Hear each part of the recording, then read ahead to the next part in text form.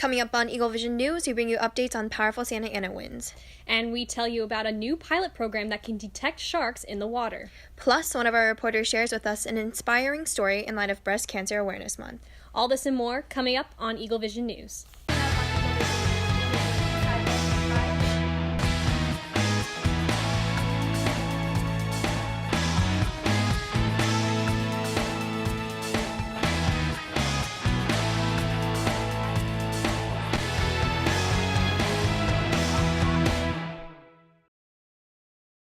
Welcome to EagleVision News. I'm Aisha Lee. And I'm Hannah Miller. Our top stories today. Thousands are left without power in the Southern California region due to intense Santa Ana winds. Nearly 20,000 Southern California Edison customers were left in the dark. In the San Gabriel Valley, multiple schools canceled classes due to the strong winds and outages. The winds caused dangerous driving conditions with many knocked down trees and power lines. In Tustin, a woman was killed inside a car that was crushed by a falling tree. This happened amid dangerously high winds slamming many parts of the Southland. With these high warm winds in combination with the dry brush conditions, officials are warning of an elevated fire danger. Southland areas with the warnings include mountain areas in Los Angeles, San Bernardino, Riverside, and Ventura counties, as well as coastal and valley communities. Most warnings are set to expire at 8 p.m. on Tuesday. A pedestrian was hit and killed by a vehicle while wandering on the 55 freeway. Officials received calls that a man was walking between the carpool and fast lanes northbound on the 55 freeway south of Tustin. Before officials could arrive at the scene, the man, later identified as Vincent Shaw, was hit by a Honda Accord and was confirmed dead at the scene.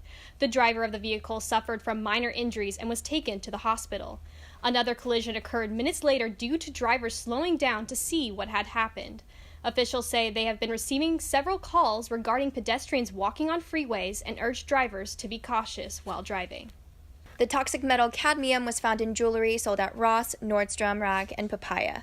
According to newly released test results and analyses, the nonprofit Center for Environmental Health found that some jewelry sold with women's dresses and shirts was nearly pure cadmium. There is high concern because the extent to which contaminated jewelry is in stores elsewhere is unclear. Extended exposure to cadmium can cause cancer and reproductive harm. The lab testing found 31 of adult jewelry items purchased from retail stores were at least 40% cadmium, and most of them were more than 90%. Most of the tainted items were sold at Ross, where one pendant from a necklace chain was 100% cadmium. Ross released a statement saying that they are committed to protecting its customers and had addressed this with our supplier. Papaya and Nordstrom have also stated that this is a concern and is reaching out to vendors and manufacturers to get more information. The city of Newport Beach launched a pilot program that detects sharks in the water. With the help of Australian company Smart Marine Systems, Newport Beach placed the Clever buoy 250 feet from the end of Balboa Pier. The program uses a high-tech sonar to detect a shark and gives a 3D imagery of what's in the water, including information on the shark's size and location. If a shark is close, an alert is sent to lifeguards so they can warn swimmers and close down the beach. Clever buoy also has the ability to record weather and water temperatures. The pilot program is designed to keep people safe and is scheduled for the next 2 months.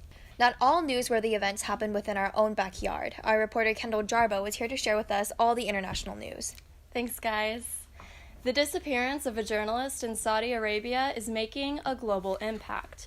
Jamal Khashoggi, a contributor for the Washington Post and outspoken critic of the Saudi government, went missing after he entered a Saudi consulate in Istanbul on October 2nd. He was trying to obtain paperwork that would allow him to marry his Turkish fiancée. Though Saudi officials deny the accusations, Turkish officials and his fiancée, who was waiting outside, said he never came out. The disappearance has brought condemnation from several Western countries and a warning from United States President Donald Trump if the Saudis are behind Khashoggi's apparent death. Saudi Arabia has threatened to retaliate with increased oil prices if the U.S. imposes sanctions. American pastor Andrew Brunson was released after being detained in Turkey for 2 years.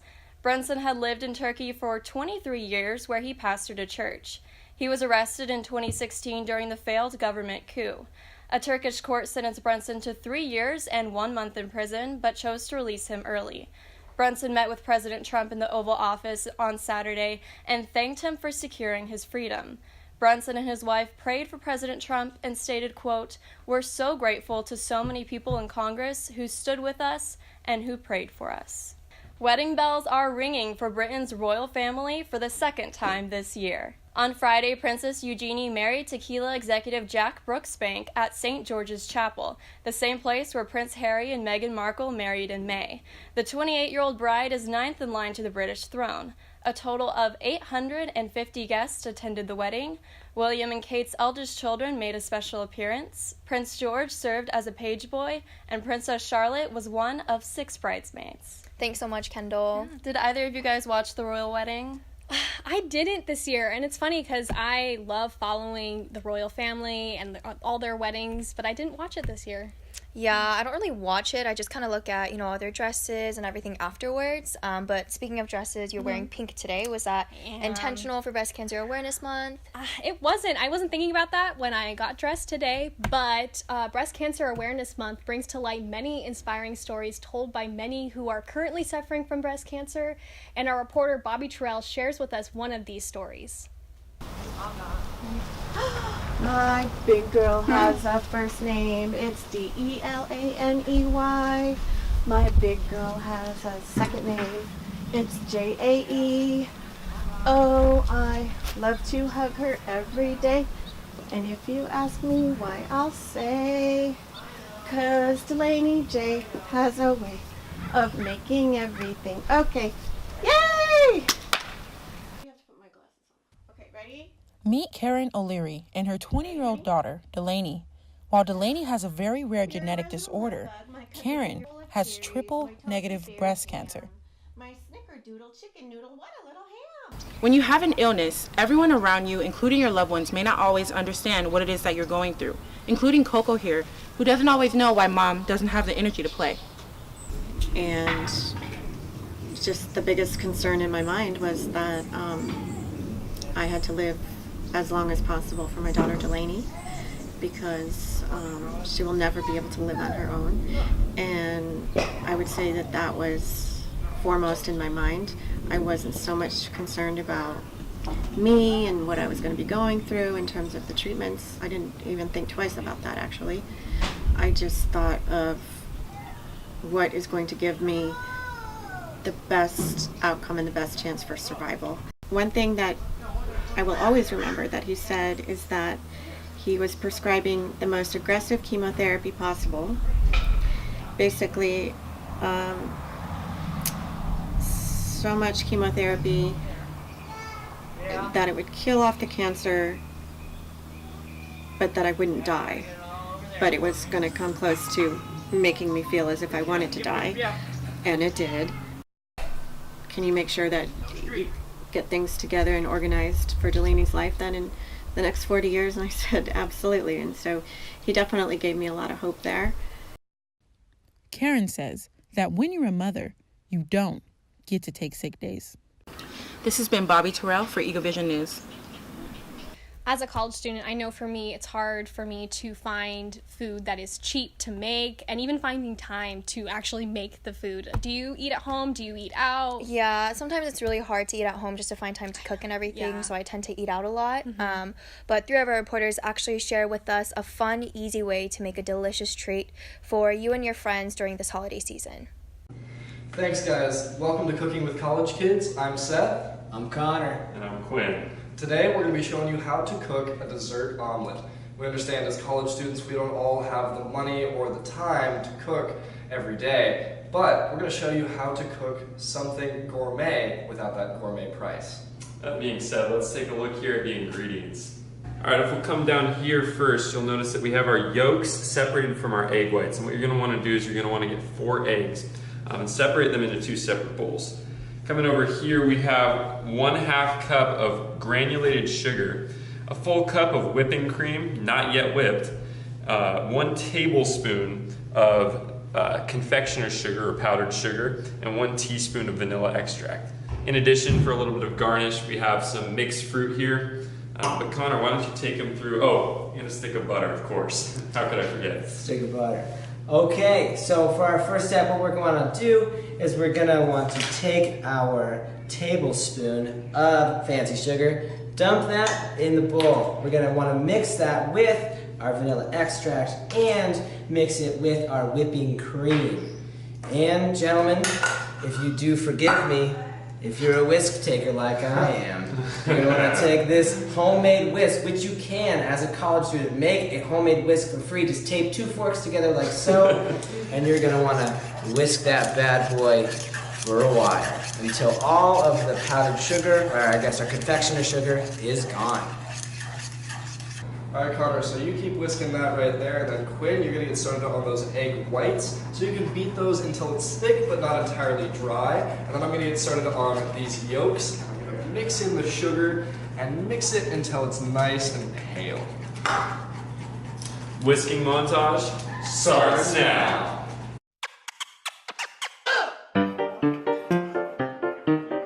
"2,000 years later.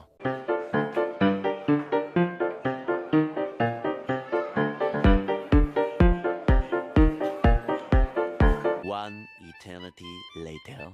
Just taking a little stretch break. We're done! Finally.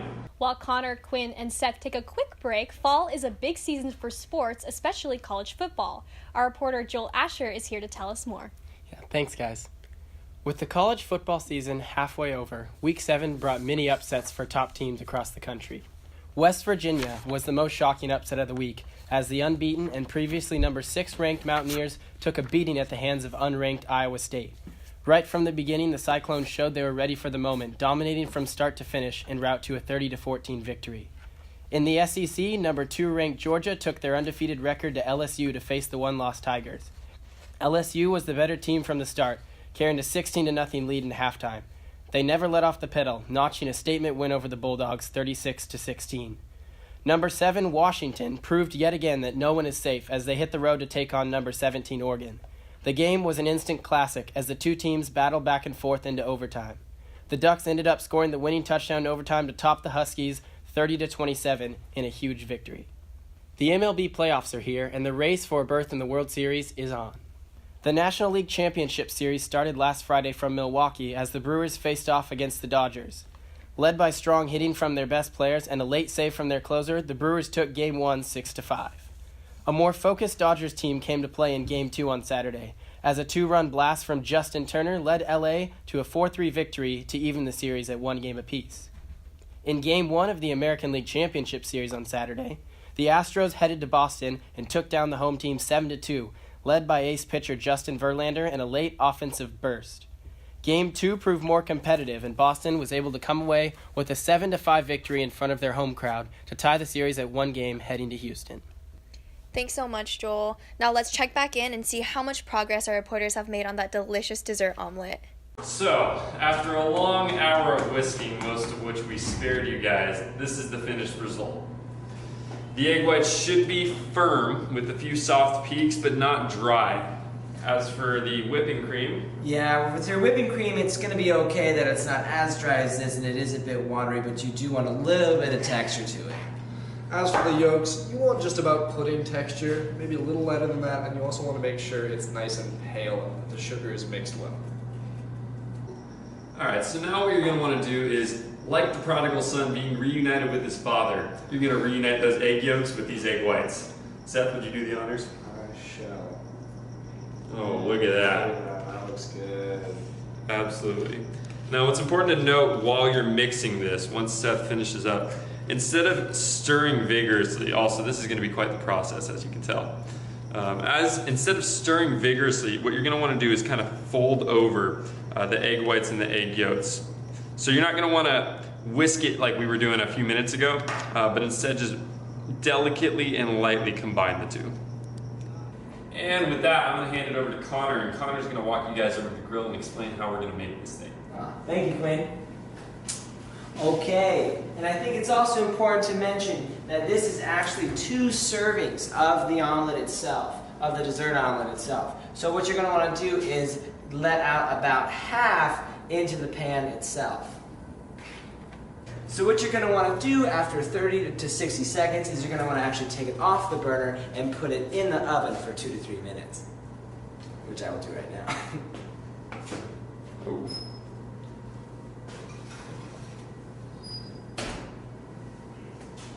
Start your timers, ladies and gentlemen. A few moments later. And about 3 minutes later, or 2.5, you're going to want to take that out with your college oven mitt, which is just a collection of paper towels. You don't have all the tools available. And from this point forward, I'm going to ask Seth to help me out. Yes, sir. With the garnish. And so, once again, we have our fruit, our whipped cream that we did not forget about. And we're just going to try to pour that on about half of our souffle. I'm going to spread that out a little bit. Ooh, that looks nice and fluffy. That looks delicious. And then we're going to take our whipped cream, pour that on over top. With a nice drizzle. That's fine dining under $8 right there, my friend. Yes, sir. You know it. Alrighty, and now Quinn, if we can have you do the honors of the turn. Absolutely.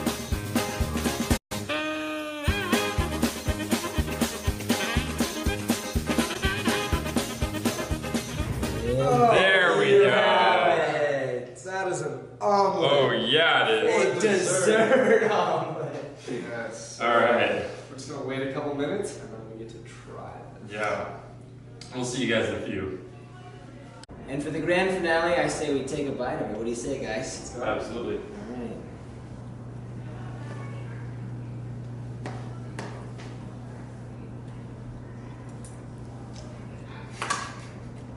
That's Oh really my good. goodness. That's actually really, really good. It's just, Absolutely delicious. who would have thought? Oh my goodness. That's surprisingly amazing. But Okay. we're not cooks, folks. We're not cooks. And hey, you know what? Neither are you. Okay? We're all college students, unless you are a cook.